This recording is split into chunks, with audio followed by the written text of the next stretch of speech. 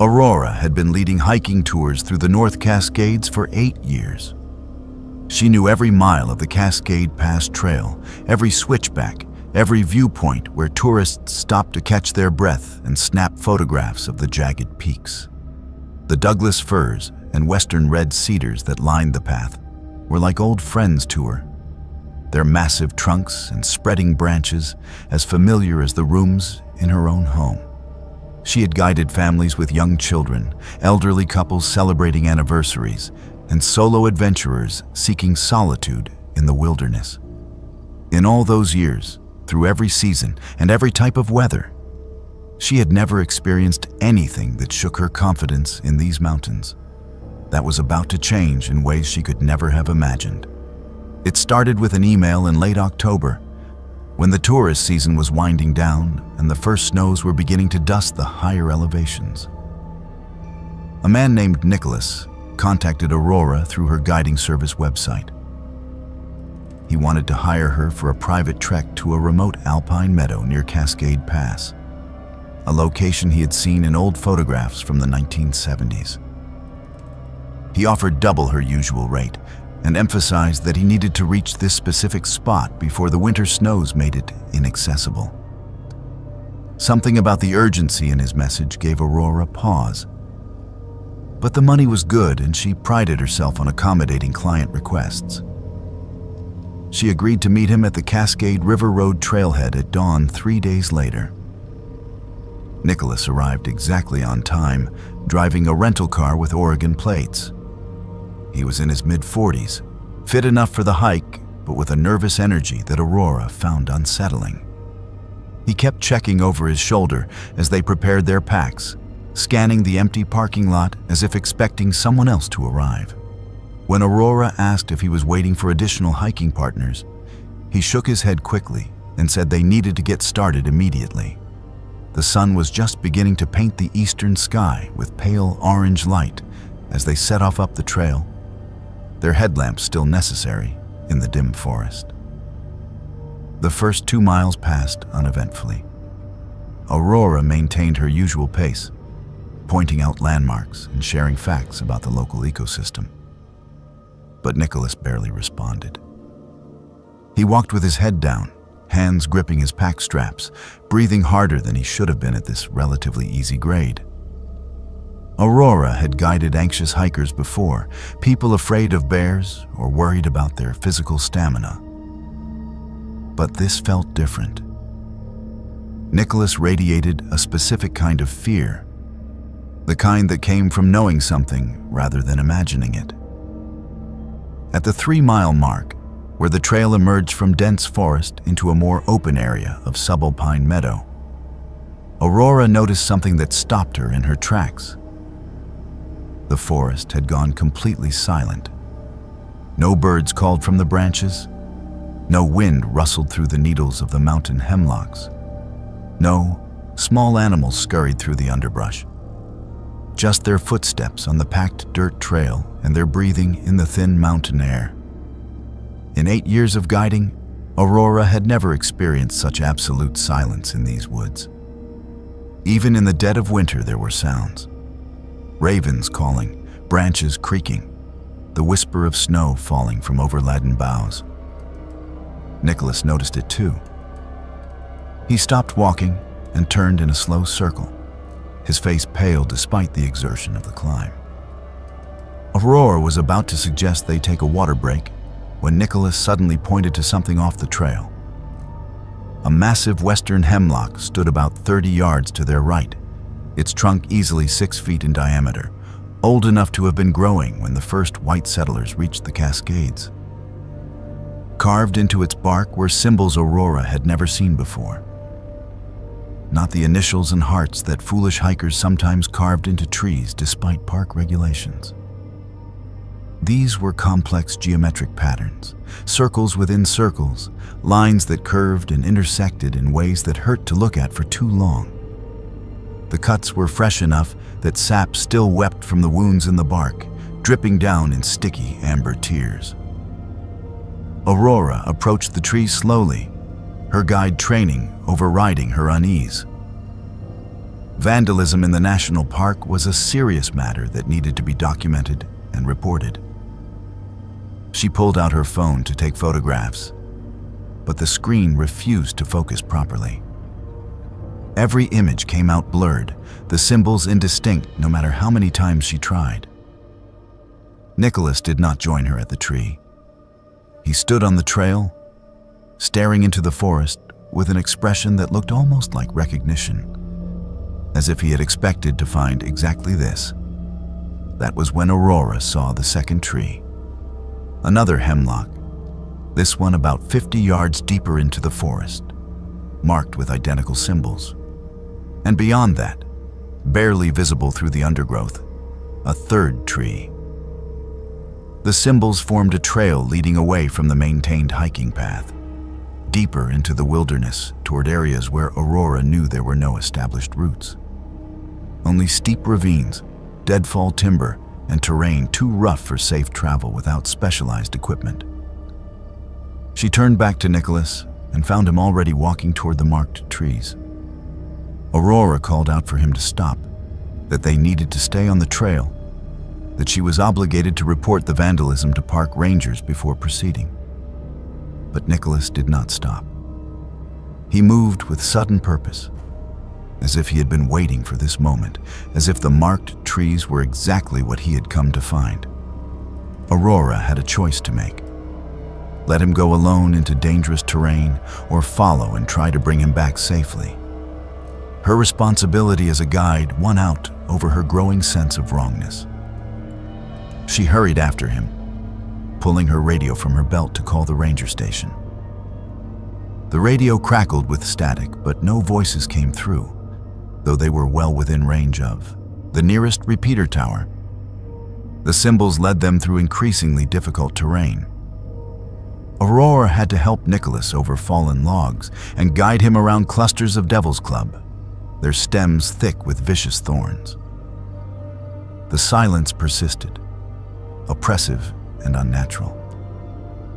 Aurora's heart hammered in her chest, and it was not from the exertion. Every instinct screamed at her to turn back, to get back to the trail, to get out of these woods. But Nicholas pushed forward with manic determination, barely pausing to catch his breath. Aurora grabbed his arm and physically stopped him, demanding to know what they were looking for, why he had really hired her, what he knew about these symbols. Nicholas finally looked at her with eyes that held a mixture of desperation and resignation. He said he had been here before, 15 years ago, with 3 friends. They had found something in these woods, something that should not exist. His friends had wanted to tell people, to bring cameras back, to prove what they had seen. Nicholas had been the only one who wanted to leave and never return. His 3 friends had come back without him a week later. None of them had ever been seen again.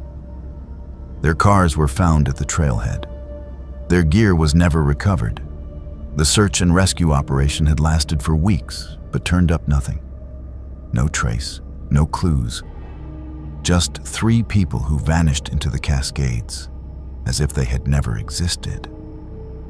Before Aurora could respond, before she could process what Nicholas had just told her, they pushed through a thick stand of young hemlocks and emerged into a clearing. The trees formed a perfect circle, their trunks equidistant from each other, growing in a formation that could not possibly be natural. The ground was bare dirt, no undergrowth, no fallen needles, nothing but smooth earth. And standing in the clearing, arranged in a circle facing inward toward the center, were 7 figures wearing hooded cloaks. They were completely motionless. No breathing, no movement of fabric in the breeze that had finally, mercifully, started to blow again. The cloaks were dark gray, homespun fabric that looked heavy and old. Aurora's first thought was that they had stumbled onto some kind of ceremony or ritual, and her second thought was to apologize and back away. But then she noticed the details that made her blood turn to ice. The figures cast no shadows, despite the morning sun slanting through the trees. The grass was not bent beneath their feet. They stood half an inch above the ground, hovering impossibly. Nicholas grabbed Aurora's arm so hard it would leave bruises. He whispered that they needed to leave immediately, right now, not back the way they came, but in any other direction. But Aurora stood frozen, unable to look away from the figures, unable to process what she was seeing. That was when the figures moved. They did not turn their heads. They did not pivot their bodies. One moment they faced inward toward the center of the circle. The next moment they faced outward, toward Aurora and Nicholas, as if they had simply existed in both positions simultaneously without the transition of movement between. The hoods were deep and dark, and Aurora instinctively knew she did not want to see what was beneath them. But the morning sun had shifted, and light fell across the face of the nearest figure. There was nothing there. Not a face hidden in shadow, but nothing at all. The hood framed an absence, a space where features should have been, but were not. A void that seemed to absorb light rather than reflect it. Aurora's mind struggled to understand what her eyes reported. Human brains are not designed to process the sight of a person with no face, no features, just emptiness where a human should be. The dissonance caused her physical pain, a sharp spike of pressure behind her eyes that made her gasp. That gasp seemed to be a signal.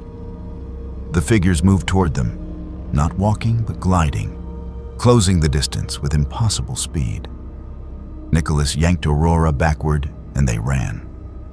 Branches tore at their faces and hands. Roots tried to trip them. The forest had become a maze of obstacles that seemed to reach for them deliberately. Behind them, Aurora could hear something following. Not footsteps, not breathing, just a presence, a displacement of air. Something massive moving through the trees. They crashed through underbrush. Aurora's training and knowledge of the terrain abandoned in pure panic flight. Nicholas fell twice, and both times Aurora hauled him up and pushed him forward.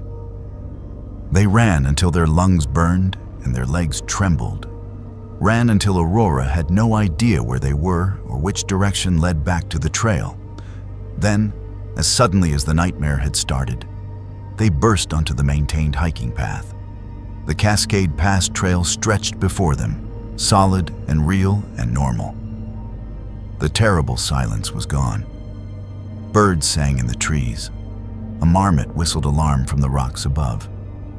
The world had returned to making sense. Aurora and Nicholas collapsed on the trail, gasping for breath. Neither spoke for several minutes. When Aurora finally had enough air to use her radio, it worked perfectly. Her call to the ranger station went through clearly. She reported their location and said they were hiking out immediately due to an emergency situation. She did not try to explain what kind of emergency. She knew how it would sound. They reached the trailhead in record time, practically jogging down the trail despite their exhaustion. Aurora drove them both to the ranger station, where she gave her report. She told them about the symbols carved in the trees, about the clearing with the figures, about the chase through the forest. The rangers listened with professional courtesy, but Aurora could see the skepticism in their eyes. They probably thought she and Nicholas had eaten mushrooms or experienced some kind of shared panic attack. But they agreed to send a team to investigate. 6 hours later, the investigation team returned. They had found no carved trees, no symbols, no clearing with trees in a perfect circle. The GPS coordinates Aurora had provided led to dense forest with no signs of human presence, no disturbance to the undergrowth, no indication anyone had been there. The rangers gently suggested that the altitude and exertion might have caused confusion, that the human mind can play tricks in stressful situations, that perhaps Aurora should take some time off from guiding. Nicholas left immediately after giving his statement. He did not say goodbye to Aurora. He got in his rental car and drove away, and she never heard from him again. She tried to find him weeks later, searching for the email address he had used to contact her, but it bounced back as invalid. The phone number he had provided was disconnected. It was as if Nicholas himself had been erased. Aurora continued to guide hikes through the Cascades. She had bills to pay and a reputation to maintain. She told herself it had been altitude sickness or dehydration or some psychological break caused by stress. She told herself this because the alternative was impossible. But she now refused to take clients off established trails, no matter how much they offered to pay. She stayed on the maintained paths, on the routes that appeared on official park maps, in the places where hundreds of other hikers walked each day. She still saw the symbols sometimes, in the patterns of bark on old trees, in the way shadows fell across stone. Her mind tried to find those shapes everywhere now, as if having seen them once had opened a door in her perception that could not be closed. And at night, when sleep took her deeper than she wanted to go, Aurora dreamed of that clearing. She dreamed of standing in the center of that circle with the 7 figures surrounding her. In her dreams, she could see what was beneath the hoods. She saw what existed in that terrible emptiness where faces should have been. She always woke before dawn from those dreams, heart racing, sheets soaked with sweat. She would make coffee and sit by her window watching the sky lighten over the mountains, grateful for another night survived. Grateful she had run when she had the chance. Grateful she had not looked longer at what stood in that clearing. Because part of her, the part that woke her screaming some nights, suspected that the figures had let them leave. That Nicholas had been brought there to see something, to be reminded of something. And she had simply been an unfortunate witness. That the Cascades held spaces where the normal rules did not apply, where things existed that should not exist, where the barriers between what was possible and what was impossible wore dangerously thin. Aurora still guides hikers through those mountains, but she does not take anyone to hidden places anymore. She stays where the maps say to stay. She walks where thousands of others have walked safely. And if clients ask why she will not accommodate special requests to visit remote locations, she simply says the terrain is too dangerous. She does not tell them the truth. That some places in these mountains do not want to be found by the kind of people who come back. That there are clearings in these woods where figures without faces wait in patient circles. That the Cascade forests hold secrets darker than old-growth shadows. Secrets that carve themselves into living wood and into human memory with equal permanence. Some nights she thinks about Nicholas and his 3 friends, who vanished 15 years ago. She wonders if they found what they were looking for in that second visit. She wonders if they are still in those woods somehow, in that clearing, standing in their own circle facing inward forever. She wonders if one day she will lead a hike and see the symbols again, marking the trees, showing the way to a place where she does not want to return but might not be able to resist.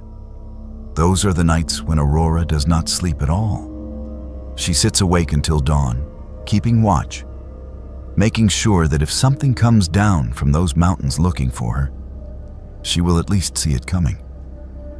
The Cascades are beautiful in daylight, majestic and pure and breathtaking.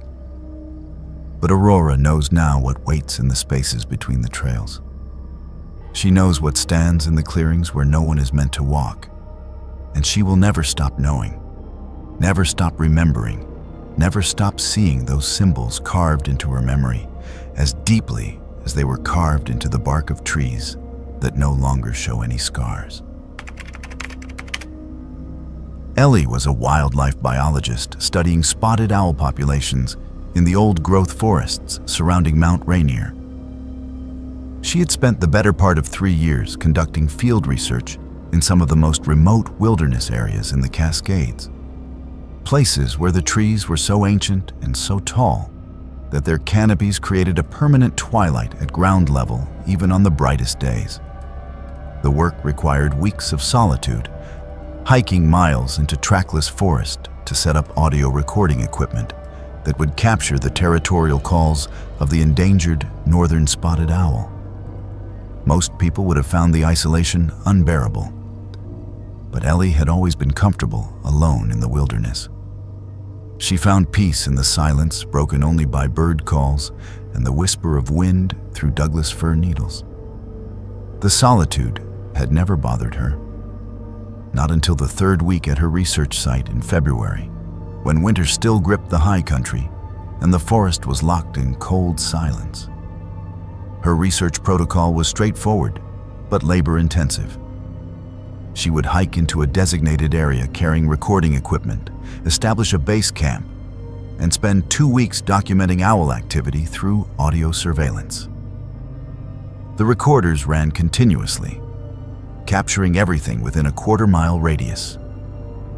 During the day, Ellie would check the equipment, download data to her laptop, and review hours of recordings for the distinctive 4-note call of the spotted owl.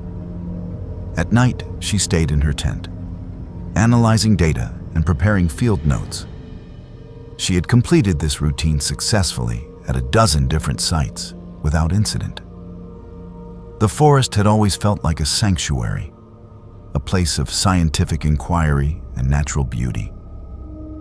That perception changed on her 3rd night at the new research location, a valley thick with western red cedars and hemlocks that had been growing since before European settlers reached the Pacific Northwest. Ellie had positioned her recording devices in a triangle pattern, each unit about 200 yards from her camp. The equipment was sophisticated, capable of capturing sounds too faint or too high-pitched for human ears to detect. On the evening of the 3rd day, she sat in her tent reviewing the previous night's recordings, headphones on, listening to the ambient sounds of the forest at night. Mostly it was silence punctuated by the occasional crack of a branch or the distant call of a great horned owl. Then, at exactly 2:47 in the morning, according to the timestamp, she heard something that made her fingers freeze on the keyboard. A voice, human, whispering her name. Ellie. She rewound the recording and played it again. The voice was clear, unmistakable, speaking her name slowly as if testing how the syllables felt. Ellie. She checked the timestamp again. 2:47 a.m. She had been asleep at that time, alone in her tent, 5 miles from the nearest maintained trail and at least 10 miles from where anyone else would have reason to be. She told herself it had to be some acoustic anomaly, wind through the trees creating sounds that resembled speech, the audio equivalent of seeing faces in clouds. The human brain was designed to find patterns even where none existed. But she played the recording a dozen more times, and each time it sounded more clearly like her name whispered by a human voice. Ellie barely slept that night. She kept her headlamp on and her satellite phone within reach, though she knew there was no one she could reasonably call. What would she say? That her recording equipment had captured someone whispering her name in the middle of a forest where no one else should be? It sounded absurd, even in her own mind. But as she lay awake in her sleeping bag, listening to the ordinary sounds of the night forest, she could not shake the feeling that something had fundamentally changed. The wilderness no longer felt neutral. It felt attentive, aware. The next day, Ellie seriously considered packing up and hiking out early. She could report equipment malfunction, weather concerns, any number of acceptable reasons to abandon a research site before completing the full 2-week observation period. But 3 years of graduate work depended on collecting sufficient data, and spotted owls were difficult subjects to study. Abandoning a site meant losing valuable research time and disappointing the professors and agencies funding her work. She decided to stay, but took precautions. She moved her tent closer to her equipment, within sight of all 3 recording stations. She kept her pepper spray and emergency whistle attached to her jacket at all times. And that night, she stayed awake, sitting outside her tent with a headlamp and her laptop, determined to witness whatever happened at 2:47 a.m. The forest at night was a different world than the forest by day. Darkness amplified every sound and created spaces where imagination could run wild. Ellie sat on a camp chair, wrapped in a heavy down jacket, her breath forming clouds in the freezing air. She watched the timer on her laptop count toward 2:47. At 2:45, she turned off her headlamp and let her eyes adjust to the darkness. The moon was nearly full, providing just enough illumination to see the silhouettes of the massive trees surrounding her camp. At exactly 2:47 a.m., she heard it with her own ears. Not through recording equipment, not filtered through headphones, but live and immediate in the cold night air. Her name whispered from somewhere in the darkness beyond her tent. Ellie. The voice came from the direction of the western recording station, about 200 yards away. Then she heard something that made every muscle in her body tense. Footsteps, slow and deliberate, moving through the undergrowth. Not the quick scurrying of a raccoon or the cautious steps of a deer.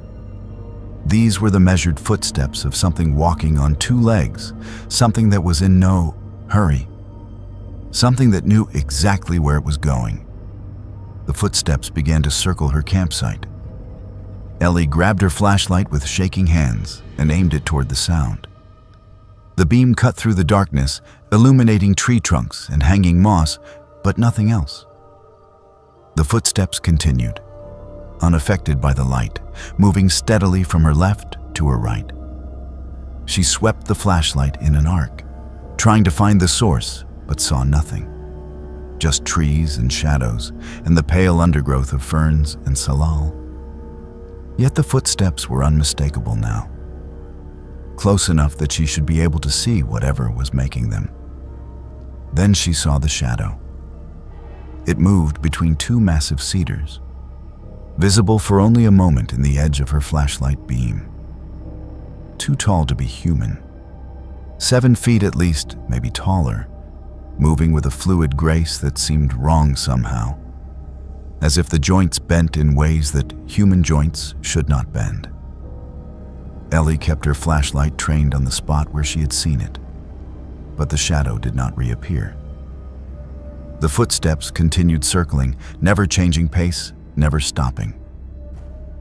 Around and around her campsite they went, maintaining a consistent distance of perhaps 50 feet, close enough to be heard clearly, but far enough to remain hidden in the darkness beyond her flashlight's reach. For 18 minutes, Ellie sat frozen in her chair while something circled her camp. She counted the minutes on her watch, needing some concrete task to prevent her mind from spiraling into complete panic.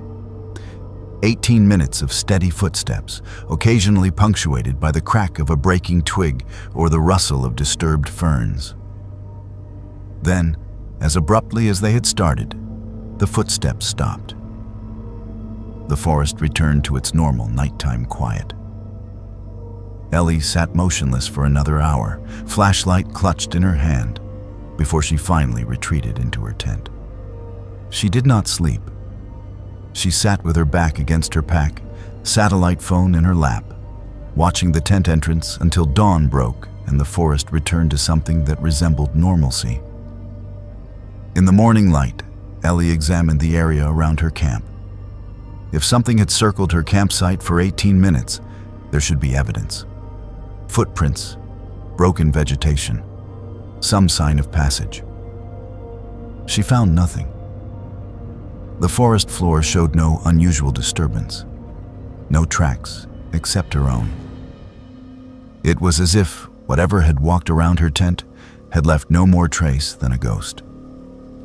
She should have hiked out that morning. Every rational instinct told her to pack her equipment and leave immediately. But Ellie had spent her entire adult life training to be a scientist, learning to observe, to document, to seek evidence and rational explanations. She told herself there had to be an explanation. Some kind of animal she was unfamiliar with. Acoustic tricks caused by the terrain. Stress-induced hallucinations brought on by isolation. She decided to stay one more night and document whatever happened with every piece of recording equipment she had. That day, Ellie set up additional cameras pointing at her campsite. She checked and rechecked all her equipment, making sure everything was functioning properly. She positioned her tent so she had a clear view of the western recording station where the voice had seemed to originate. She prepared her pack so she could evacuate quickly if necessary, keeping only essential items in the tent. And when night fell again, she was ready. Or so she thought. At 2:47 a.m., the whispers started again. But this time they were closer, much closer. Right outside her tent. Ellie. The voice was directly on the other side of the thin nylon fabric, close enough that she could hear the breath behind the words. Then the footsteps began again, but instead of circling at a distance, they moved around the tent itself, inches from where she sat. Ellie did not reach for her flashlight. Some deep survival instinct told her that seeing what was outside her tent would be worse than not seeing it. She sat paralyzed, listening to the footsteps circle her tent. 1 circuit, 2, 3. On the 4th circuit, she saw the tent fabric begin to move. Something was pushing against it from the outside, creating a bulge that traveled along the wall at about shoulder height. Not like an animal brushing against the tent, but like something running its hand along the fabric, feeling the shape of the tent, maybe feeling for the entrance. Then the zipper began to open. Ellie watched in horror as the zipper on her tent entrance slowly descended, pulled by nothing she could see. Inch by inch it opened, the sound of the metal teeth separating impossibly loud in the silence. She could see darkness through the widening gap, and she knew with absolute certainty that she did not want to see what was on the other side. She lunged forward and threw herself against the tent wall, collapsing the entire structure. Poles snapped, fabric tore. Ellie thrashed her way out of the tangle of nylon and aluminum, emerging into the night air with her heart hammering and adrenaline flooding her system. Nothing was there. She swept her flashlight across the campsite. Empty. No figure. No shadow. No sign that anything had been there at all. But when she aimed the flashlight at the ground immediately around the collapsed tent, she saw something that made her blood run cold. Footprints in the frost that had formed on the ground. Bare footprints. Human-shaped, but wrong. Too large. The toes too long. And each foot had 6 toes instead of 5. Ellie did not pack. She did not try to salvage her equipment. She grabbed her pack with her essential supplies and her satellite phone, and she ran. She ran through the dark forest with only her headlamp to light the way, stumbling over roots and crashing through undergrowth. Not caring about the noise she made or the branches that tore at her face and hands. She ran until her lungs burned and her legs trembled. And then she kept running. It took her 4 hours to cover the 5 miles to the nearest trail, and another 3 hours to reach the ranger station. She arrived just after dawn, exhausted and bleeding from dozens of small cuts, but alive. The rangers listened to her story with expressions that cycled from concern to skepticism. They sent a team to investigate, but the team found her campsite exactly as it had been before she arrived. No collapsed tent, no scattered equipment. Everything she had left behind was simply gone. The recording devices, the cameras, her tent, her research materials. All of it vanished as if it had never existed. The only things Ellie had were what she had been carrying when she ran, and the scratches on her face and arms from her panicked flight through the forest. Ellie reported the incident to her university advisors. She filed paperwork with the National Park Service. She tried to explain what had happened, but she could see in their faces that they thought she had experienced some kind of breakdown. Young researcher, alone too long in the wilderness, cracking under the pressure of isolation. They recommended she take time off. See a counselor. Consider whether field biology was the right career path for her. 3 months later, Ellie transferred to a different research project studying salmon populations in eastern Oregon. Work that involved day trips and nights spent in hotels rather than tents. Work that never required her to be alone in the forest after dark. Her professors expressed disappointment. She had shown such promise as a field researcher. But Ellie did not care about their disappointment. She had heard her name whispered in a voice that should not exist. She had felt something circle her tent in the darkness. She had seen footprints with 6 toes. She knows now that there are places in the Cascade forests where the rules of the natural world do not fully apply. Places where something else lives. Something that knows the names of people who venture too far from established trails. Something that whispers in the darkness and leaves no footprints except in frost. Something that can make recording equipment and tents and all evidence of human presence simply disappear. Ellie will never return to those forests. She avoids hiking. She flinches when she hears footsteps behind her on city streets. And sometimes, in the moment between waking and sleeping, she hears it again. Her name whispered in the darkness. Ellie. She wakes with her heart racing, telling herself it was just a dream, just a memory, nothing more. But some nights she is not so sure. Some nights she wonders if whatever was in those woods followed her out somehow, imprinted on her like a scent that cannot be washed away. She tells herself she is safe now, surrounded by civilization, far from the ancient forests of the Cascades.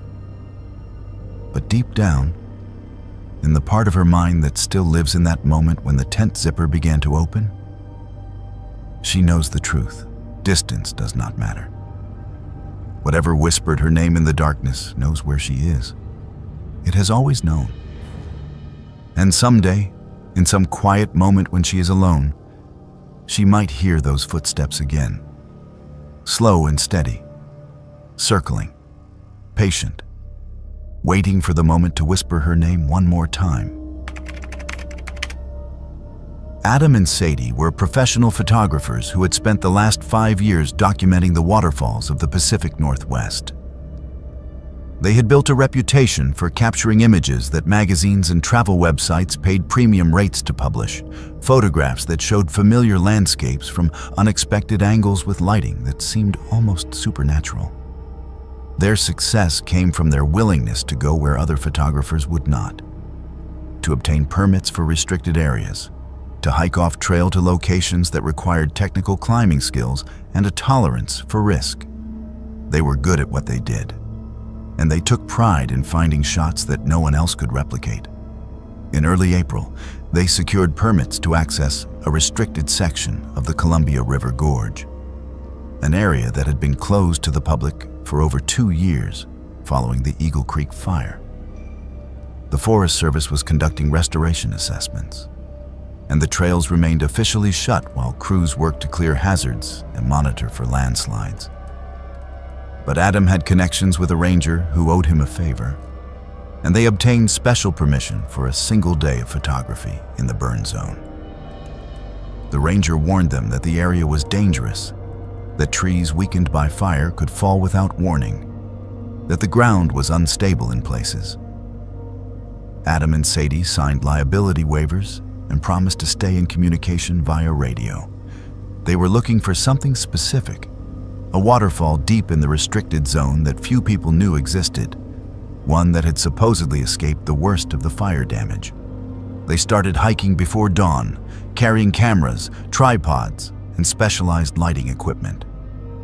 The trail was overgrown in places, showing the lack of regular maintenance that comes with prolonged closure.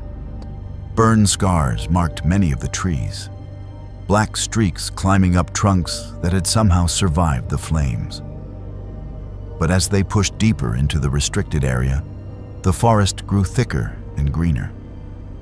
They were entering a valley that the fire had mostly bypassed, a pocket of old growth surrounded by devastation. By mid-morning, they reached their destination. The waterfall was everything they had hoped for and more. Water cascaded down a basalt cliff face in 3 distinct tiers, the spray creating rainbows in the morning light. Western red cedars and hemlocks surrounded the falls, their branches heavy with moss and ferns. Mist hung in the air like silk, diffusing the sunlight into something soft and dreamlike. It was perfect. It was exactly the kind of location that would produce portfolio-defining images. Adam set up the first camera while Sadie adjusted the tripod, checking angles and framing. The sound of the falling water filled the air with white noise that was almost meditative. This was why they did what they did. These moments of being alone in the places of raw, natural beauty, creating art that would allow others to see what few people ever witnessed, firsthand. Adam took several test shots, checking exposure and composition on the camera's preview screen. Everything looked good. He signaled to Sadie to move to a different position so he could capture her silhouette against the falls for scale. That was when he noticed them in the frame. Behind Sadie, among the trees at the edge of the clearing, there were people, at least a dozen figures standing perfectly still, watching them. Adam lowered the camera and looked with his naked eyes. Nothing there, just trees and ferns and mist. He raised the camera again and looked at the preview screen. The figures were there, clear as day, standing among the trees. Men and women in clothing that looked old-fashioned, dark jackets and long dresses from another era. All of them facing toward Adam and Sadie. All of them completely motionless. Adam called to Sadie and showed her the camera screen. She stared at the image, then turned to look at the trees behind her. Nothing visible. They walked to where the figures appeared in the photograph. No footprints, no disturbance in the moss, no evidence that anyone had been standing there. Adam took another photo of the same area. The figures were closer now, still among the trees, but definitely nearer than they had been in the first image. Sadie pulled out her own camera and looked through the viewfinder. She went pale and lowered the camera slowly. She told Adam she could see them through the lens. Clearly, detailed enough to see their faces. Hollow eyes staring at her with an intensity that made her skin crawl. Expressions that were not quite right. Mouths slightly too wide, features just wrong enough to trigger a deep, instinctive revulsion. But when she lowered the camera, nothing was there. They should have left immediately. Both of them felt it. That primal warning that something was deeply wrong with this place. But they were professionals, and this was the kind of inexplicable phenomenon that could make a career if properly documented. They spent the next 20 minutes taking photographs, dozens of them, from different angles and with different equipment. Every single image showed the figures, and in every successive photo, the figures were closer. The watchers began appearing in every direction. Through the camera viewfinders, Adam and Sadie could see themselves surrounded by a crowd of silent observers. The figures stood at the edges of the clearing now, a ring of watchers dressed in clothes from a century past, all staring with those wrong faces and hollow eyes. None of them moved. They simply stood and watched with an attention that felt malevolent. Adam tried to review the photos on his camera screen, wanting to see if the images showed any detail that might explain what they were seeing. But something was wrong with the display. The figures in the photographs were moving. Not in the jerky frame-by-frame way of video, but smoothly, like looking through a window at something alive. In the images, the watchers were walking toward the center of the frame, toward where Adam and Sadie had been standing when the photos were taken, converging slowly but inevitably. Sadie grabbed Adam's arm and pointed to her own camera. The same thing was happening. The figures in her viewfinder were moving now, not just standing, walking toward them with slow, deliberate steps. When Sadie pointed her camera at the trees, she could see the watchers advancing across the clearing, their feet not quite touching the ground, gliding more than walking, moving toward where she and Adam stood. They made the decision to leave without needing to discuss it. Some instinct older than language told them both that they were in immediate danger, that whatever they were seeing through their cameras was not just some optical phenomenon or equipment malfunction. It was something real, something threatening, something that existed in a layer of reality that human eyes could not normally perceive. They grabbed what gear they could carry quickly and ran, leaving thousands of dollars of equipment behind. The run back to the trailhead took half the time the hike in had taken. They crashed through undergrowth and scrambled over fallen logs, not caring about the noise or the damage to their clothes. Behind them, always just out of sight but definitely present, they heard sounds. Not footsteps exactly, but a displacement of air, a sense of movement, a presence that matched their pace and seemed to herd them in a specific direction. When they finally burst onto the main trail, the presence vanished. The forest returned to its normal sounds. Birds called, a squirrel chattered, water rushed in a nearby creek. The world made sense again. Adam and Sadie collapsed on the trail, gasping for breath, checking behind them for pursuit that never materialized. The ranger who had granted them access was waiting at the trailhead when they emerged 2 hours later.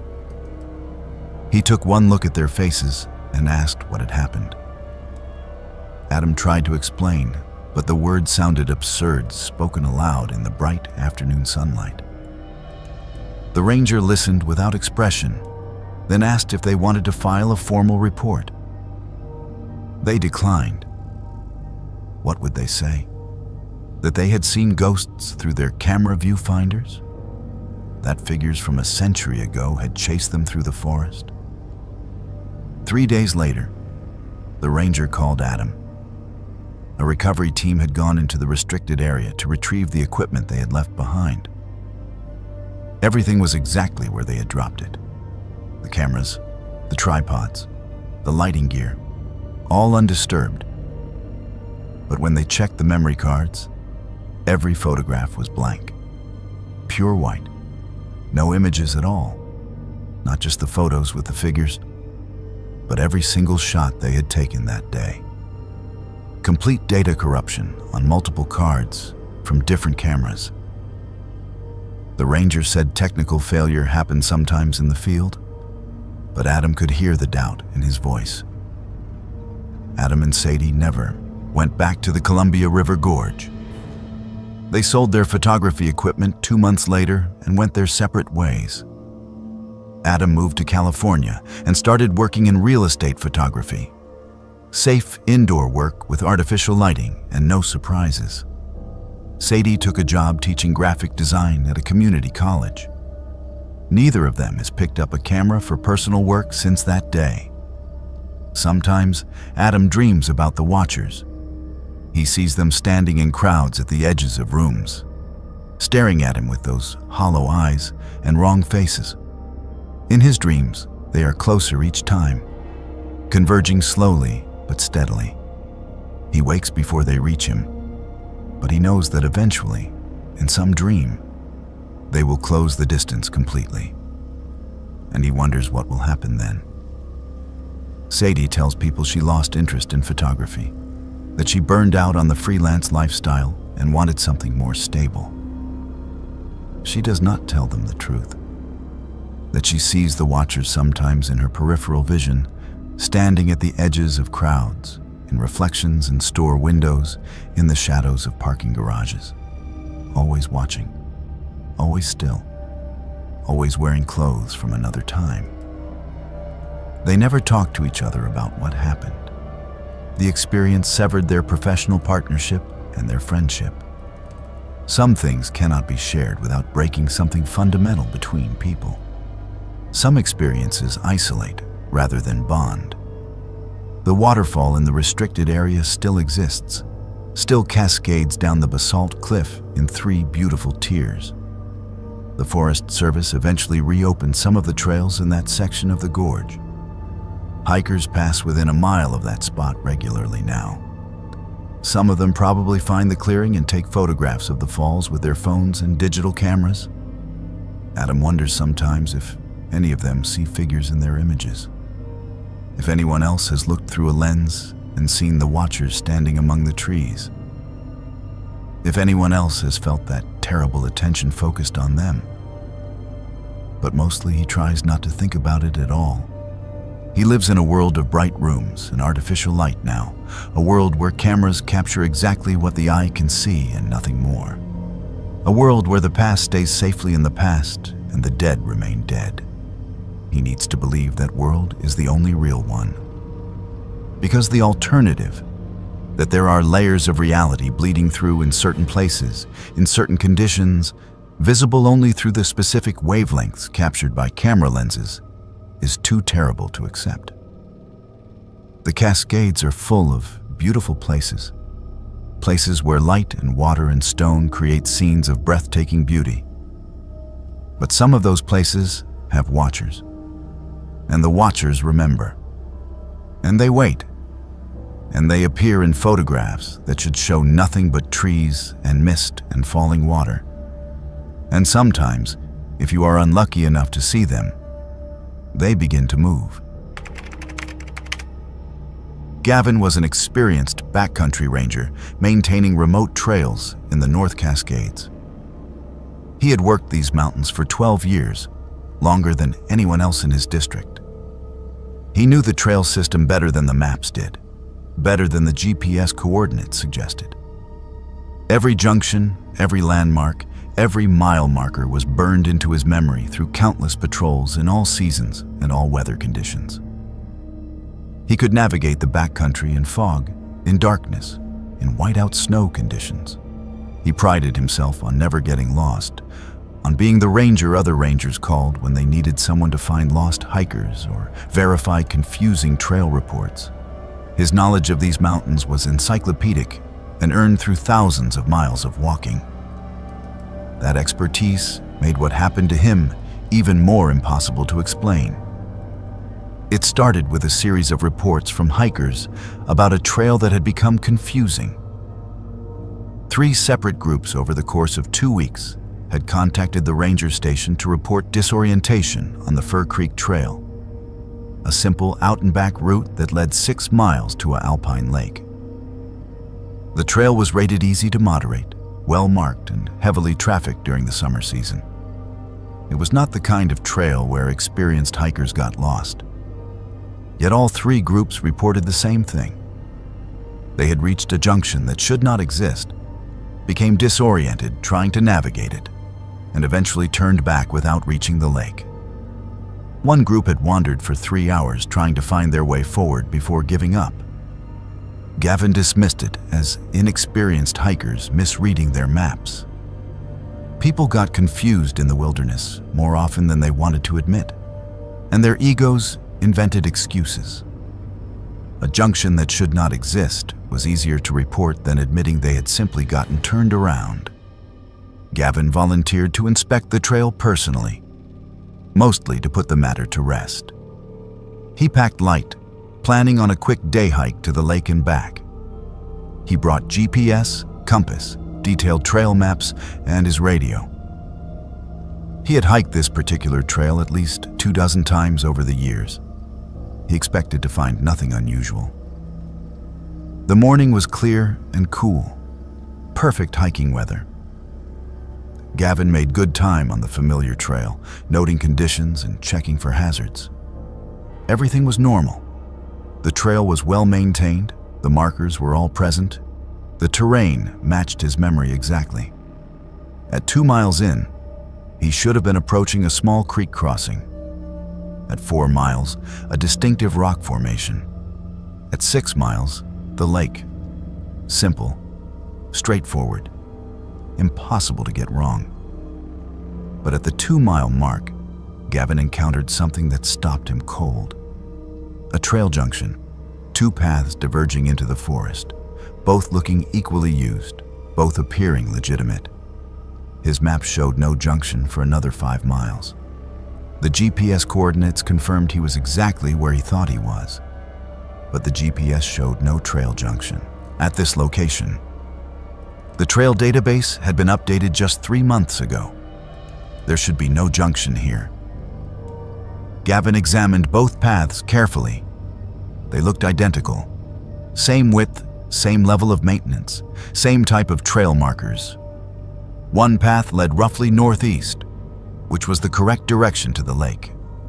The other led more directly north. Based on the map, he should continue on the trail that bore northeast. He marked the junction coordinates on his GPS and continued forward. 30 minutes later, he arrived at a junction. The same junction. He was certain of it. The same 2 paths, the same trail markers, the exact same configuration. But that was impossible. He had been walking steadily uphill on a trail that should lead deeper into the wilderness. There was no loop that would bring him back to the same spot. Gavin checked his GPS. The coordinates showed he had traveled nearly a mile from the junction, but he was standing in what appeared to be the identical location. He tried again, this time taking the more northerly path. He walked for 40 minutes, keeping careful track of landmarks. The trail climbed steadily through old-growth forest, passing massive western hemlocks and Douglas firs. Nothing about the terrain suggested he was walking in a circle. Yet after 40 minutes, he emerged at the junction again. The same junction, the same 2 paths diverging into the forest. Gavin sat down and forced himself to think rationally. Disorientation was a known phenomenon. Without clear visual cues, even experienced navigators could become confused. But he had a compass. He had GPS.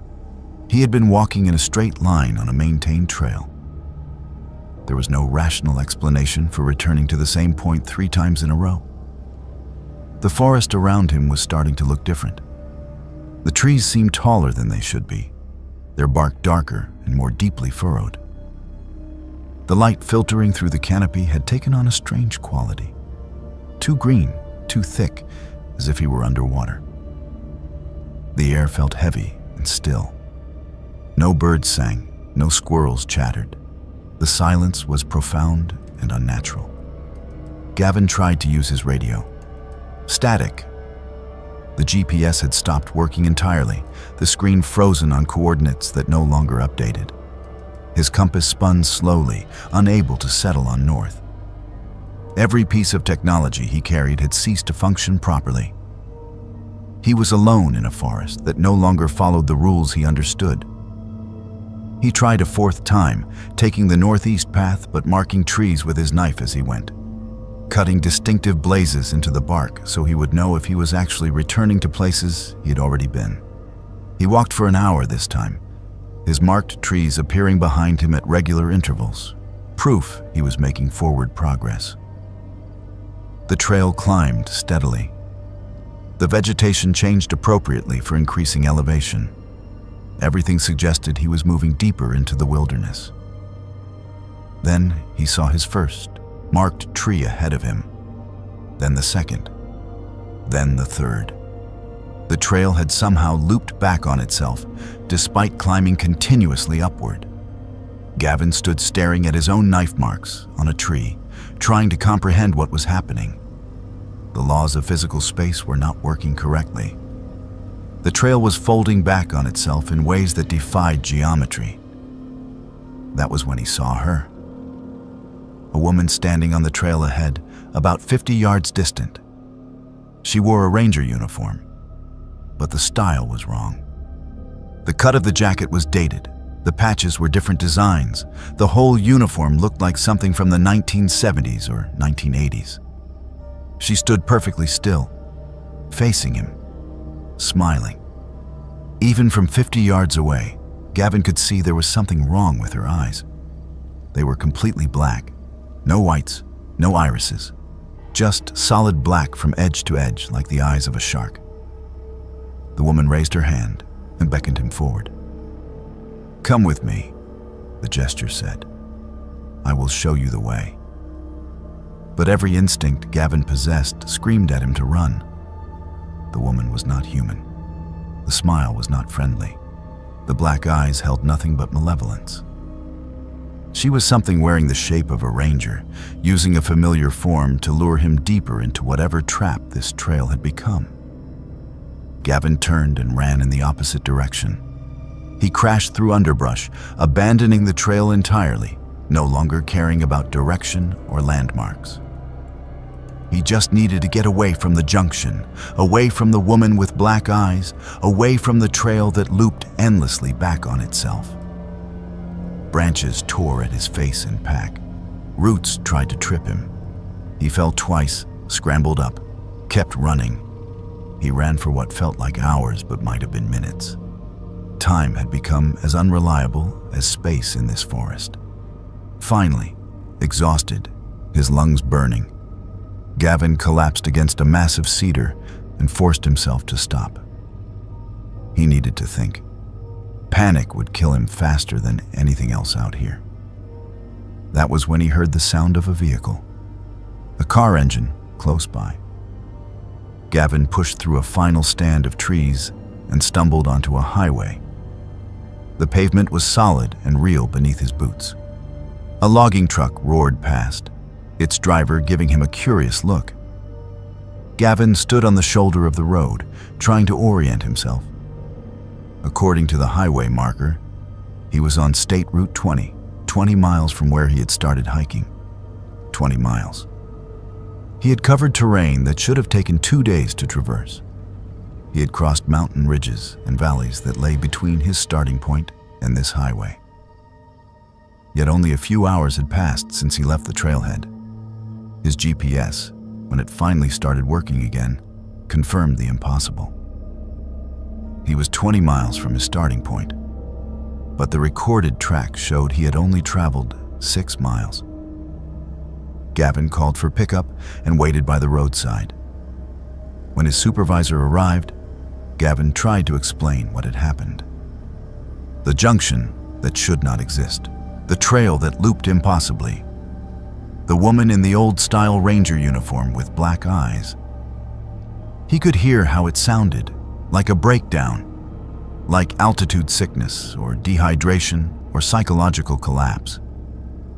His supervisor was sympathetic but concerned.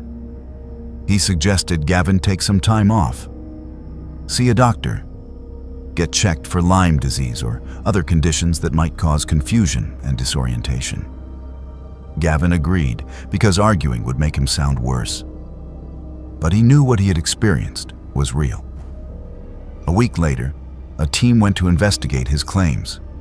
They hiked the Fir Creek Trail from start to finish without incident. No mysterious junctions, no looping trail, no woman in a vintage ranger uniform. The trail was exactly as the map showed it should be. 6 miles of straightforward hiking to a beautiful alpine lake. The team completed the hike in both directions without any problems. Their report suggested that Gavin had experienced a medical episode in the field and recommended he undergo a full neurological evaluation before returning to backcountry duty. Gavin took administrative leave. He spent 2 weeks trying to convince himself it had been some kind of hallucination. But the GPS track was real data. showing him traveling impossible distances. The cuts on his face from running through underbrush were real injuries. The coordinates where his GPS had frozen were real numbers that he could verify. Something had happened on that trail that defied rational explanation.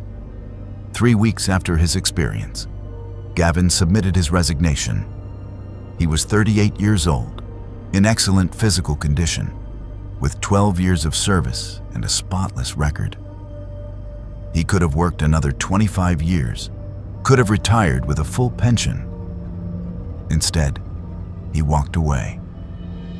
His supervisor tried to talk him out of it, but Gavin was adamant. He was done with the North Cascades, done with backcountry ranging, done with trails that should not exist and women with black eyes who wore the uniforms of rangers from decades past. Gavin moved to Montana. He works now for the Bureau of Land Management, managing grasslands and sage prairie where visibility extends for miles in every direction. Open country where trails go exactly where maps say they go, where GPS always works, where space follows the normal rules of geometry. He tells people he wanted a change of scenery, that 12 years in the Cascades was enough. He does not tell them the truth. At night sometimes, Gavin dreams about that junction, about standing at the fork in the trail, trying to decide which path to take, knowing that both paths lead back to the same impossible point. In his dreams, the woman with black eyes is always there, standing at the end of one path, beckoning him forward with that terrible smile. He always wakes before he has to decide whether to follow her. He wonders sometimes if other rangers have found that junction, if the trail still loops back on itself in ways that defy physics, if the woman still waits there in her vintage uniform, luring people deeper into a forest where the normal laws of reality do not apply. He wonders if anyone else has been brought 20 miles across impossible terrain in the space of a few hours. If anyone else has experienced the North Cascades as a place where space folds in on itself like origami. But mostly he tries not to think about it. He stays in his prairies and grasslands where the horizon is visible and trails are straight lines across comprehensible space. He tells himself he is satisfied with this new life, this safe life, this life where the worst thing that can happen is encountering a rattlesnake or getting caught in a lightning storm. Dangers he understands, dangers that follow predictable rules, because the alternative is admitting that there are places in the mountains where the fabric of reality wears thin, where trails can exist in multiple configurations simultaneously, where something that looks human can stand and smile and beckon with eyes like holes into the void, where the wilderness is not just dangerous in the way that cliffs and weather are dangerous, but dangerous in ways that have no name and no rational explanation. The North Cascades are still there, still drawing hikers and backpackers who seek beauty and solitude in the wilderness. The trails still wind through ancient forests and climb to alpine lakes. And somewhere in those mountains, a junction exists that should not exist, a trail that loops back on itself in defiance of geometry. A woman in a ranger uniform from another era, waiting patiently with her black eyes and her welcoming smile, waiting for the next person who wanders too far from the mapped routes, waiting to show them the way deeper into a forest where space does not work correctly and time becomes fluid and malleable, waiting to guide them to places where lost rangers go and never return from. Gavin knows she is still there, still waiting, still smiling, and he knows he will never return to find out where that smile might lead. Lucy and Connor were wilderness rangers assigned to winterize a remote cabin before the first snows of the season arrived. The cabin sat 40 miles from the nearest road, accessible only by a 2-day hike through some of the most rugged terrain in the Cascades. It had been built in the 1960s as an emergency shelter for firefighters battling backcountry blazes, constructed from rough-hewn logs and positioned in a small clearing surrounded by old-growth forest. The structure was rarely used anymore. Modern firefighting relied on helicopters and mobile camps. But the Forest Service maintained it as a historic site and occasional emergency shelter for lost or injured hikers. The winterization process involved checking the structure for damage, sealing gaps against weather, removing anything that might attract animals, and ensuring the door and windows were secure. It was straightforward work that typically took a day to complete. Lucy and Connor arrived at the cabin just as dusk was settling over the forest. They had pushed hard on the second day of hiking, wanting to reach the cabin with enough daylight to unload their packs and assess the initial work. The clearing was overgrown with ferns and salal. The cabin itself looked weathered but structurally sound, its log walls dark with age and moss. They checked the perimeter first, looking for signs of animal damage or structural weakening. Everything appeared intact. The door was still locked, the windows were unbroken, the roof showed no major damage. They would be able to complete the work in a day as planned and hike out the following morning. After securing the cabin and checking for immediate hazards, they prepared a simple dinner on their camp stove and settled in for the night. The cabin had bunks with old foam mattresses, a wood stove that still worked, and a small table with 2 chairs. It was Spartan but comfortable enough for experienced backcountry workers. They discussed their work plan for the next day, checked their equipment, and prepared for sleep. Lucy took the lower bunk, Connor the upper. The forest outside was quiet, except for the occasional call of an owl and the whisper of wind through the trees. Just after midnight, Lucy woke to a sound that made her instantly alert. Scratching, loud and deliberate, coming from beneath the floorboards. Something large was moving under the cabin, dragging against the wood with enough force to make the sound clearly audible. Lucy lay still, listening. The scratching moved in a pattern, back and forth, as if whatever was beneath them was pacing or systematically exploring the underside of the floor. She whispered Connor's name. He was already awake, she could tell by his breathing, also listening to the sounds below.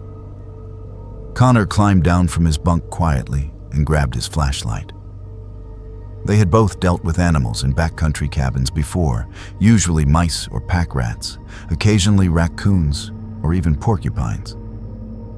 Whatever was under, the cabin sounded larger than any of those, but it could be a bear investigating the structure.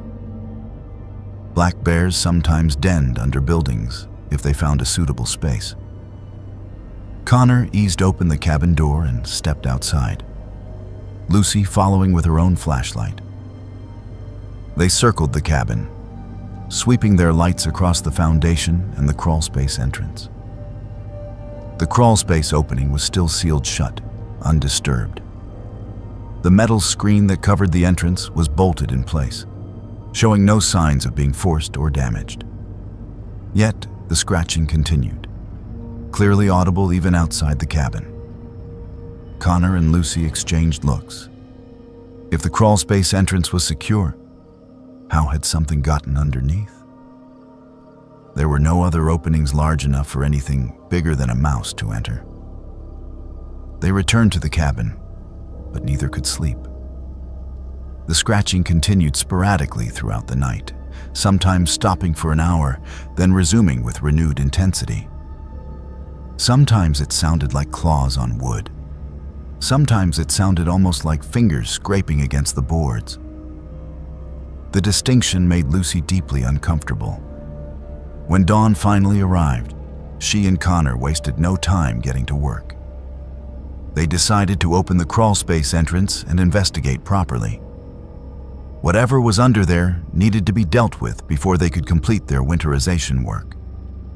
The crawlspace entrance was on the north side of the cabin, a 2-foot square opening covered by a heavy metal screen bolted to the foundation.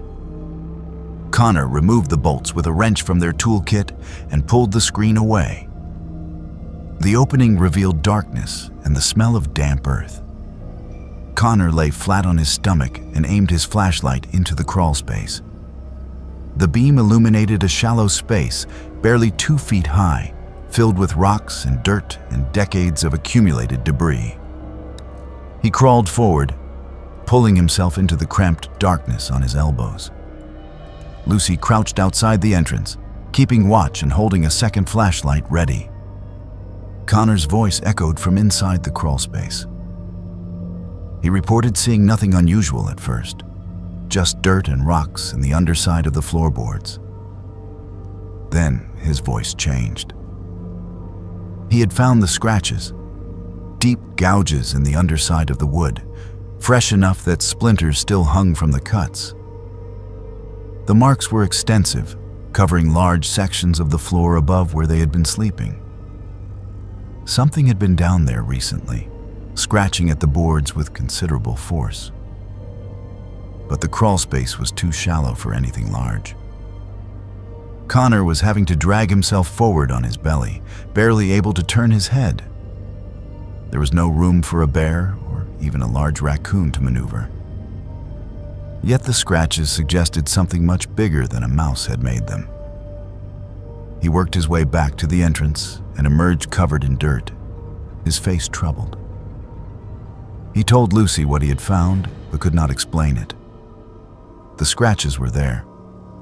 The space was too small. The facts did not reconcile. They discussed leaving immediately, abandoning the winterization work and hiking out that morning. But they were professionals with a job to complete, and nothing had actually threatened them. Strange scratching noises were not sufficient reason to leave work unfinished and waste a 40-mile hike. They decided to continue working, but planned to hike out that afternoon rather than spending another night. They could complete most of the essential winterization tasks in a few hours if they worked efficiently. The day passed without incident. They sealed gaps in the walls, cleared the chimney, removed food items that mice might get into, and secured the windows.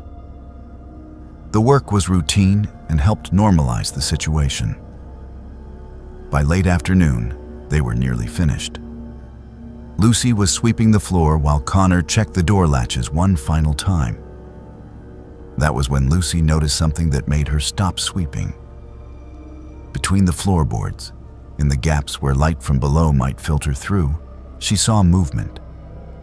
She knelt down and aimed her flashlight at the gap between two boards. An eye stared back at her, a human eye, bloodshot and wide, staring directly up at her through the crack in the floor, blinking. Lucy screamed and stumbled backward. Connor spun around, demanding to know what was wrong. Lucy pointed at the floor, at the gap between the boards. Connor grabbed his flashlight and looked. Nothing there now, just darkness between the boards. But Lucy had seen it clearly. An eye, human, staring at her from the crawl space that was too shallow for anything human-sized to fit. They made a decision in seconds. Grab the essential gear and leave immediately. They did not discuss it or debate it. They both knew they needed to get out of the cabin right then. They shoved critical items into their packs, left the rest, and exited the cabin at a near run. Lucy was shaking so hard she could barely fasten her pack straps. Connor's face was pale and grim. They started hiking without looking back, pushing themselves hard despite the rough terrain. They hiked through the night, using headlamps and determination to cover ground that should have taken 2 days. They did not stop to rest. They barely spoke. When they finally reached the trailhead at dawn, exhausted and filthy, they called their supervisor immediately. Lucy told him they had encountered a dangerous situation at the cabin and had evacuated. She did not explain what kind of danger. She knew how it would sound. Their supervisor sent another team to investigate. The team found the cabin exactly as Lucy and Connor had left it. Work partially completed, some gear still inside. They checked the crawl space thoroughly. It was empty. The scratches on the underside of the floorboards were there, deep and fresh, just as Connor had described. But the space was clearly too shallow for anything large to fit. The team completed the winterization work and hiked out, without incident. Their report noted the unexplained scratches, but attributed them to an animal, possibly made over an extended period by something small. Lucy requested a transfer to a desk position within 2 weeks. She told her supervisor she was dealing with a family situation that required her to be closer to civilization. Connor quit the Forest Service entirely 3 months later. He moved to Seattle and took a job with a software company about as far from wilderness work as he could get. They did not stay in touch. The experience had damaged something between them, created a shared knowledge that neither wanted to revisit. The Forest Service sealed the crawlspace entrance with concrete later that year. No official reason was given for the modification. The cabin itself was marked for demolition the following spring. Budget constraints and low usage were cited as justification. No one mentioned the scratches or the rangers who had evacuated in the middle of their assignment.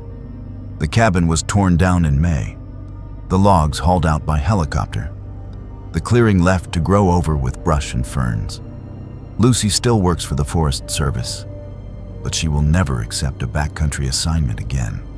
She processes permits and answers phones and helps plan trail maintenance schedules from a comfortable office with windows that look out on a parking lot. Sometimes, when she is working late and the office is quiet, she thinks about that eye staring up at her through the floorboards. She wonders what it belonged to, how it could have fit in a space too shallow for anything human-sized. Whether it is still in those mountains somewhere, crawling through spaces too small for its body, scratching at the underside of floors where people sleep. Connor does not talk about his time as a ranger. His co-workers at the tech company know he used to work for the Forest Service, but he deflects questions about why he left. He tells them he wanted better pay and more stability. He does not tell them about crawling through a space barely 2 feet high and finding scratches that should not exist. About hearing something moving beneath him all night, pacing and scratching. About the look on Lucy's face when she saw something staring at her from between the floorboards. Sometimes he has nightmares about tight spaces, about crawling through darkness too cramped to turn around in. His face inches from the dirt, unable to move backward or forward. In these dreams, he always feels something behind him, something breathing on his ankles, something with fingers that scrape against wood.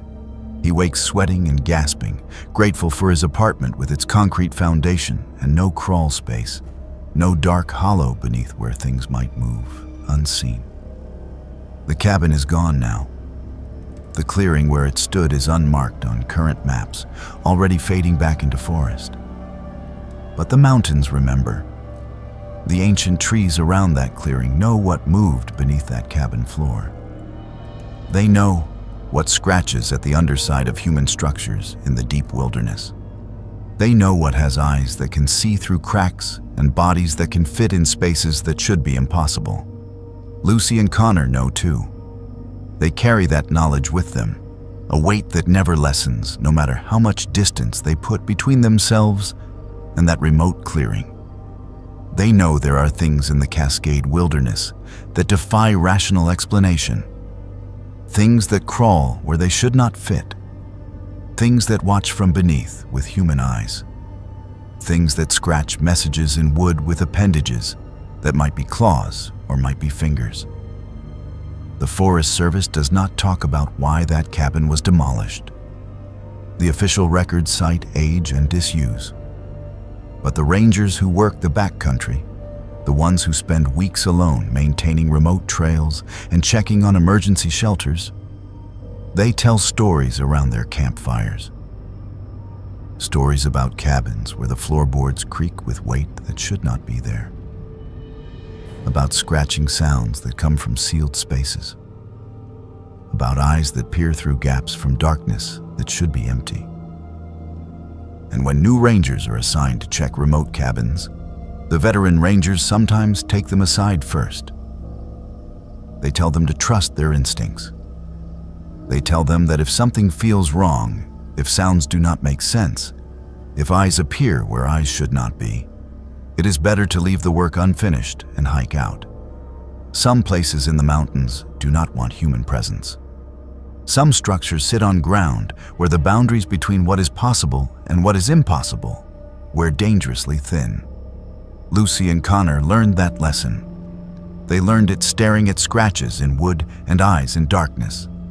They learned it hiking 40 miles through the night because staying was unthinkable. They learned it in a way that changed them permanently, that divided their lives into before and after. Before they saw what was beneath that cabin floor. After they knew what watches from the crawl spaces of the world. The mountains do not care what people believe or understand. The wilderness keeps its secrets. And beneath the forest floor, in spaces too shallow for bodies but somehow occupied nonetheless, something continues to wait. Something that scratches. Something that watches. Something that knows when people sleep above it, separated by only a few inches of wood. Something patient and persistent and impossible.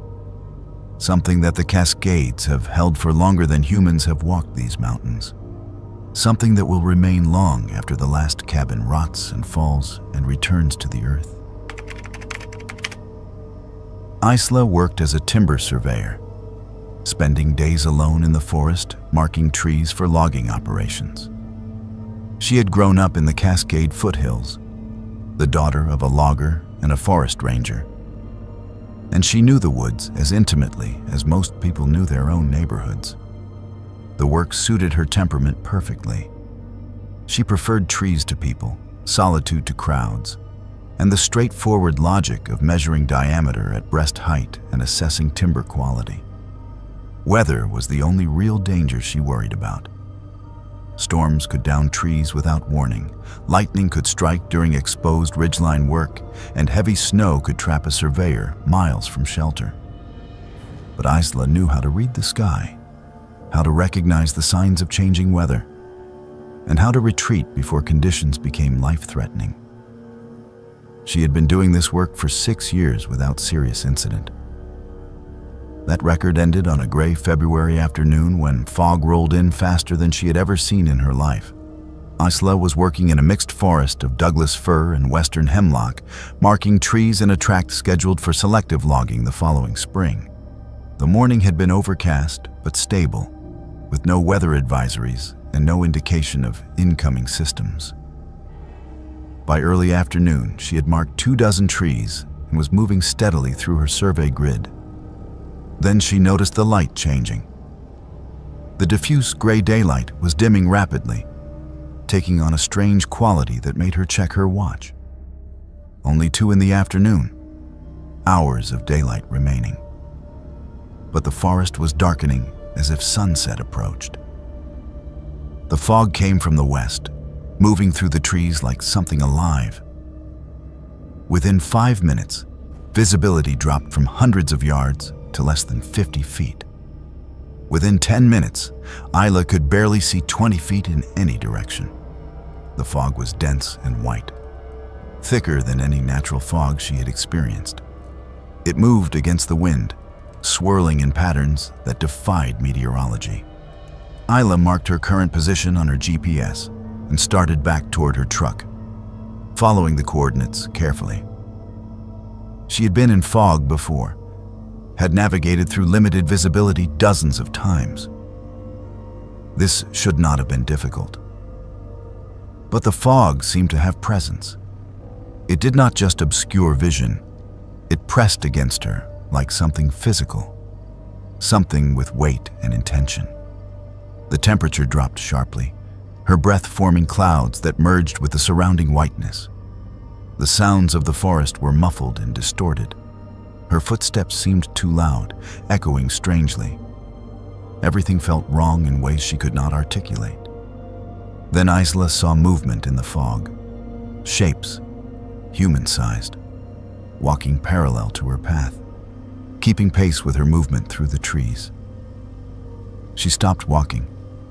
The shapes stopped. She called out, asking if anyone was there, if anyone needed help. No answer. Just the shapes at the edge of visibility, barely distinguishable from the fog itself, but definitely present, definitely watching. Ayla walked faster. The shapes matched her speed. She could see 3 of them clearly now, moving through the trees to her right. Then she noticed more on her left. At least 4 shapes, maybe more, all maintaining the same distance from her, all moving when she moved, stopping when she stopped. They never came closer, but they never fell behind either. They paced her exactly, as if connected by invisible threads. Her GPS showed she was heading the correct direction toward her truck, half a mile. She could cover that distance in 10 minutes, even in fog. But the shapes continued to follow, and Isla felt her unease growing into genuine fear. There was something predatory about the way they moved, something deliberate about maintaining that precise distance. They were hurting her, she realized, keeping her moving in a specific direction. Isla changed course abruptly, turning 90 degrees to her left, away from the truck, testing her theory. The shapes on her left moved to block her. She could see them more clearly now, tall figures wrapped in fog, never quite solid enough to see details, but definitely present. She turned right. The shapes on that side converged slightly, narrowing her path. She was being channeled. Whatever these things were, they were directing her movement. Then she heard the voices, her mother calling her name.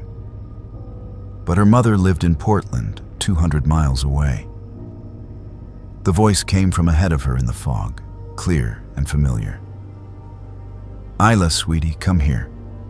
I need to show you something." Then her brother's voice, from a different direction. "Isla, over here. You have to see this."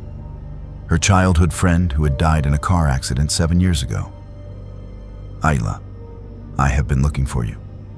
Come find me." The voices overlapped, echoing impossibly through the fog, calling her from different directions. All familiar. All people she knew or had known. All wrong. The tone was right. The inflection was right. But something underneath was fundamentally incorrect. Like recordings played by something that did not understand human emotion, mimicking the sounds without comprehending the meaning. Isla stopped listening to the GPS. She ran, straight ahead, no longer caring about direction or coordinates, just needing to move, needing to escape the shapes and the voices and the fog that pressed against her like water. Branches tore at her face. She stumbled over roots she could not see. The fog grew thicker, turning from white to gray, reducing visibility to less than 10 feet. The voices followed, always just ahead, always calling her name, always promising to show her something wonderful if she would just come a little farther. The shapes surrounded her now, dozens of them, moving through the fog on all sides. Isla could hear them even if she could not see them clearly. The displacement of air as they glided between trees, the whisper of something that might have been fabric or might have been something else entirely. Her hand hit metal. Isla gasped and grabbed onto it, her truck door handle solid and real under her fingers. She yanked the door open and threw herself inside, slamming it behind her and locking it immediately. She started the engine with shaking hands, not caring if it was safe to drive, just needing to move, needing to get away from the fog and what it contained. The fog pressed against the windows, thick as cream, completely obscuring visibility. Isla put the truck in drive and accelerated blindly down the logging road, trusting memory and instinct to keep her wheels on the track. She heard impacts against the truck, soft thuds that made the vehicle shudder. She did not slow down. She drove faster. 3 miles down the logging road, she burst out of the fog bank into clear afternoon sunlight. The transition was instantaneous, like driving through a wall. 1 second she was surrounded by impenetrable whiteness. The next she was in bright daylight with blue sky above and clear visibility for miles. Isla pulled over and sat shaking, trying to process what had just happened. After several minutes, she got out to inspect the truck. The entire vehicle was covered in handprints, small handprints, children's handprints, hundreds of them smeared across the hood, the doors, the windows. But the handprints were on the inside of the windows, not the outside. Small fingers had pressed against the glass from within the truck cab, leaving prints in condensation that should not exist. Isla stared at the prints, her mind refusing to accept what her eyes showed. She had been alone in the truck, completely alone. Yet the evidence was undeniable. Something had been inside the vehicle with her, something small enough to leave child-sized handprints, something that had pressed against the windows from the inside while she drove blindly through the fog. She called her supervisor and reported a dangerous weather situation in the survey area. She did not mention the shapes or the voices or the handprints. She said fog had created unsafe working conditions and she was returning to base. Her supervisor approved without question. Fog was a legitimate safety concern. Isla never returned to that survey area. She submitted her incomplete data and requested reassignment to a different tract. Her supervisor noticed her hands were shaking when she turned in her report, but did not comment on it. Timber surveyors encountered dangerous conditions regularly. Bears, falling trees, cliff edges hidden by underbrush. It was understood that sometimes you had to retreat from work sites. 3 weeks later, another surveyor was assigned to complete Isla's abandoned survey. He reported normal conditions, clear weather, no fog, no difficulties. He completed the work in 2 days, without incident. His report made no mention of anything unusual. Isla works different areas now, staying closer to main roads, avoiding the deeper forest tracks where fog can roll in without warning. She checks weather forecasts obsessively before going into the field and refuses assignments on days when fog is predicted. Her co-workers think she has developed an anxiety disorder, an occupational hazard for people who work alone in isolated areas for extended periods. They do not know about the voices or the shapes or the handprints. Sometimes Isla drives past the turnoff to that logging road. She never takes it. But she looks at the forest there, at the dark trees that press close to the road, and she wonders if the fog is still there in the deep woods, if the shapes still wait among the trees, if the voices still call out names in familiar tones, luring people deeper into whiteness that moves with purpose and intention. She wonders about the handprints, children's hands, pressing from the inside. She wonders whose children they were, if they were ever children at all, or if something in that fog simply chose that form because humans respond to the appearance of children, because we are wired to protect small, vulnerable things, because a child's voice calling for help is almost impossible to ignore. The Cascades hold many dangers. Cliffs and crevasses, weather that can kill, animals that can maim. But the most dangerous things in those mountains are the ones that cannot be explained, the ones that hide in fog banks and call out in voices you recognize, the ones that press their hands against glass from the wrong side and leave proof that should not exist. Isla knows those dangers now. She carries that knowledge like a weight, and she will never venture into deep fog again, no matter how much money is offered, no matter how routine the assignment seems. Because she knows what waits in the whiteness. She has heard it calling her name. She has seen its shapes moving at the edge of perception. She has felt its presence pressing against her like pressure underwater. And she has seen the proof of its impossible nature printed in condensation on the inside of her truck windows. Some knowledge cannot be unlearned. Some experiences change a person forever. Isla was changed that February afternoon. She is more careful now, more fearful, more aware that the forest holds things that should not exist but do. And when fog rolls through the valleys of the Cascades, when it moves against the wind and swirls with unnatural patterns, Isla stays indoors. She stays safe. She stays away from the trees where shapes walk and voices call and small hands press against barriers that should keep them out, but somehow never do. Henry and Amelia were celebrating their 5th anniversary with a 4-day backpacking trip through the Central Cascades. They were experienced hikers who had completed dozens of backcountry treks together, comfortable with the challenges of wilderness travel and confident in their ability to handle whatever conditions they encountered. This trip was meant to be a celebration, a return to the activity that had brought them together when they met on a group hiking trip 5 years earlier. They had chosen a popular trail that would take them through subalpine meadows and past several pristine mountain lakes. Everything had been planned carefully. They had permits, appropriate gear, detailed maps, and a solid itinerary. Everything went perfectly for the first 2 days. The weather was ideal for late summer, warm days and cool nights, with clear skies that turned the alpine lakes into mirrors reflecting the surrounding peaks.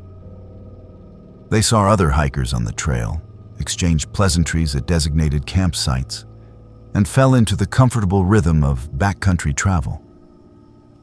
They reached their second night campsite near a subalpine lake surrounded by mountain hemlocks, the water so clear they could see fish moving in the depths. As they cooked dinner on their camp stove, Amelia noticed a man standing at the far edge of the lake, perhaps 200 yards away. He was perfectly still, facing their direction. Too far to see clearly in the fading evening light, just a silhouette against the trees. Amelia pointed him out to Henry. They both watched for a moment, waiting to see if the man would move or call out. He did nothing, just stood there, motionless. Henry waved, a friendly greeting to a fellow backpacker. The man did not respond, did not wave back, did not move at all. After a few minutes, Henry and Amelia returned to their meal preparation, occasionally glancing toward the figure. When they looked again, 10 minutes later, he was gone. They discussed it briefly. Probably another hiker scouting for a campsite, deciding this lake was too crowded with them already there, moving on to find a more private location. Nothing unusual about that. Backcountry etiquette encouraged spacing out camping groups to maintain the wilderness experience. They finished dinner, hung their food in a bear bag, and settled into their tent for the night. The lake was silent except for the occasional splash of a jumping fish and the whisper of wind through the hemlocks. The next morning dawned clear and beautiful. They packed camp efficiently, having developed their system over years of hiking together. The trail climbed steeply from the lake, switchbacking up a ridge that would offer spectacular views of the surrounding peaks. About an hour into their hike, Amelia stopped abruptly. She pointed ahead and to the right. Off the trail on a rocky outcropping, the man was there, standing on the rocks, facing them, perfectly still. Henry could see him more clearly now in daylight, tall, dark clothing, but too distant to make out facial features or details.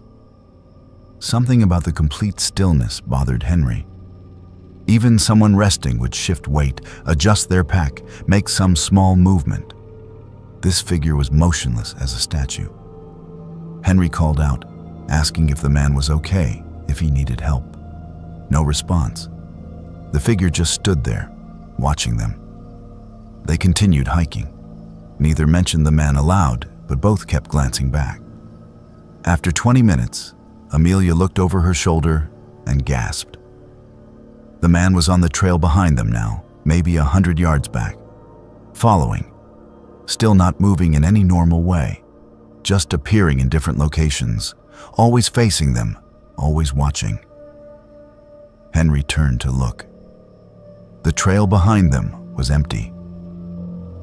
He told Amelia she must have been mistaken, but she insisted she had seen him clearly.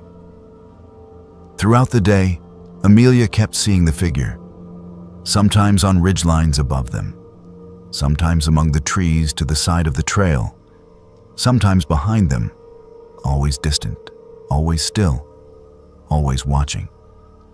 Henry never saw him when Amelia pointed. But then he would turn around moments later and catch a glimpse of someone in dark clothing at the edge of visibility. Just a brief sighting before the figure would be obscured by terrain or trees. By afternoon, they were both thoroughly unsettled. The sightings had become too frequent to dismiss. Someone was following them, staying just far enough away to avoid direct confrontation, but maintaining a consistent presence. They discussed hiking out early, cutting their trip short and returning to the trailhead that evening. But they were already 10 miles into the backcountry. Hiking out would take 8 hours minimum, which meant traveling well after dark. The safer option was to reach their planned campsite for the third night, get an early start in the morning, and hike out the final leg to their car. Their third night campsite was at a designated site near the trail, complete with an established tent pad and a bear box for food storage. Another group was already camped there when they arrived, a couple in their 60s who greeted Henry and Amelia warmly. The presence of other people was reassuring. They set up their tent, stored their food properly, and joined the older couple at their campfire for conversation. They did not mention the figure who had followed them all day. It sounded too paranoid, too irrational. But as darkness settled over the camp, Amelia saw him again, at the edge of the firelight, standing among the trees, watching. She grabbed Henry's arm and pointed. This time Henry saw him too. The figure was clearly visible, silhouetted against the lighter darkness of the open forest. Tall, wearing dark clothes or wrapped in shadow, completely motionless. The older couple turned to look where they were pointing. The woman asked what they were looking at. They could not see anyone. Henry stood and grabbed his flashlight, sweeping the beam toward where the figure stood. The light illuminated trees and undergrowth. No person. But Henry had seen him. Amelia had seen him. They were both certain. The older couple exchanged concerned glances. They suggested that sometimes the mind played tricks after a long day of hiking, that shadows could look like people, that exhaustion could cause confusion. Henry and Amelia did not argue. They thanked the couple for their company and retreated to their tent. Neither slept well. They lay awake listening to the night sounds, the rustle of small animals, the distant call of an owl, the whisper of wind. Amelia dozed fitfully, waking repeatedly with the feeling that someone was standing outside their tent. Henry stared at the tent ceiling, tracking every sound, trying to convince himself that stress and fatigue were creating problems where none existed. At 3 a.m, Henry woke from a light sleep to see the figure standing at the entrance to their tent. Not outside, inside. The silhouette was perfectly still, backlit by moonlight filtering through the nylon fabric. A tall shape, facing him, standing just inches from where he lay. Henry could see no features, just darkness in the shape of a man. He tried to scream, but no sound came out. He lunged forward, hands reaching to grab or push or defend. His hands passed through empty air. The figure was gone. The tent was empty, except for him and Amelia sleeping beside him. Henry sat gasping, heart hammering, certain of what he had seen but unable to reconcile it with the empty tent around him. He shook Amelia awake and told her what had happened. She believed him. She had felt something too, a presence, a weight in the air that should not have been there. They agreed immediately. They were leaving, right then, in the dark. They did not care about the danger of night hiking. They needed to get out of these mountains. They packed by headlamp, moving quietly to avoid waking the older couple. They left a note thanking them for the hospitality and explaining they had an emergency that required hiking out early. By 4 a.m, they were on the trail, moving as fast as they dared in the darkness. They reached the trailhead as the sun was rising, exhausted and frightened, but safe. They drove home to Seattle in silence, both processing what they had experienced, both trying to find rational explanations that would not come. They told themselves it was over. A strange experience, unsettling but finished. They were home now, safe in their apartment in a city of nearly 4 million people. The wilderness was behind them. Whatever they had seen or thought they had seen was 60 miles away in the mountains. They unpacked their gear, showered, and tried to return to normal life. That night, Amelia woke at 3 a.m. to see the figure standing in their bedroom doorway. The same dark silhouette, the same impossible stillness. Watching her from across the room, she screamed. Henry woke and turned on the light. The doorway was empty, nothing there. But Amelia had seen him as clearly as she had seen anything in her life. The figure from the mountains, in their home. The next night, Henry saw it in their bathroom mirror. The silhouette standing behind him while he brushed his teeth. He spun around, nothing there. But it had been in the reflection, clear and undeniable. Every night for 2 weeks, one of them saw the figure. In doorways, in windows, in reflections, always watching, never moving, never coming closer, but never leaving either. They tried to ignore it, tried to convince themselves it was psychological, some form of shared trauma response. But objects in their apartment began moving. Keys that should have been on the table were on the counter. Doors they had closed were open. A framed photograph of them on their 2nd anniversary fell off the wall and shattered, despite being securely hung. The apartment no longer felt safe.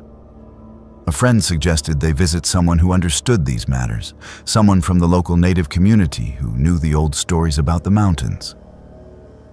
Amelia was skeptical, but desperate. They found a woman through a friend of a friend, an elder who listened to their story without interruption. When they finished, she nodded as if she had heard similar accounts before. She told them they had been followed by something that did not want to let them go. Something that had marked them in the mountains and claimed them as its own. Something that existed in the spaces between the living world and whatever came after. The woman performed a cleansing ritual in their apartment. She burned cedar and sage, chanted in a language Henry and Amelia did not understand, and placed small bundles of herbs and stones in the corners of each room. She told them the entity would leave, but the mark would remain. They would always be more visible to such things than ordinary people. They had been touched by something from the mountains, and that touch could not be fully erased. The appearances stopped after the ritual.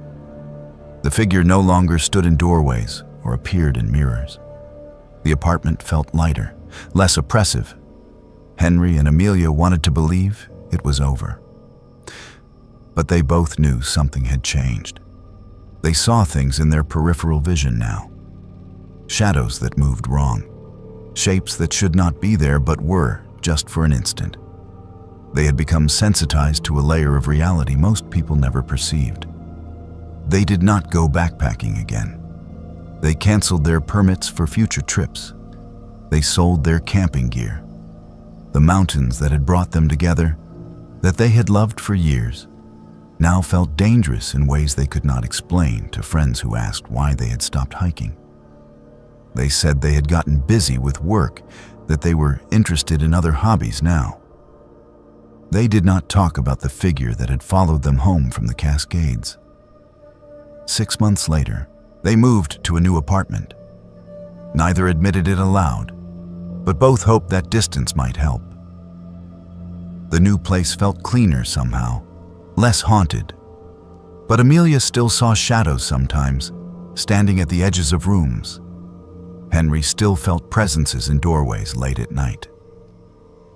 The mark remained, just as the elder had said it would.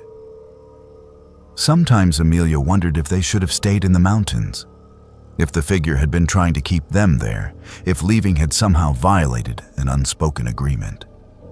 She wondered if other hikers had seen the same silhouette, if other people had been followed home from those trails, if anyone had stayed, surrendering to whatever claimed them in the subalpine meadows and crystal lakes. She never voiced these thoughts to Henry. But late at night, when shadows moved in ways shadows should not move, she wondered. And in the deepest part of her, in the place that had been marked by something old and patient and implacable, she knew that the figure was still watching, still waiting, still holding claim to something it had marked as its own in the mountains, where reality wore thin and ancient things walked freely. The Cascades had not let them go. Not really. They had simply taken the haunting home with them, carried it down from the mountains like a souvenir they could never discard. A reminder that some places claim those who visit, and some things follow you home.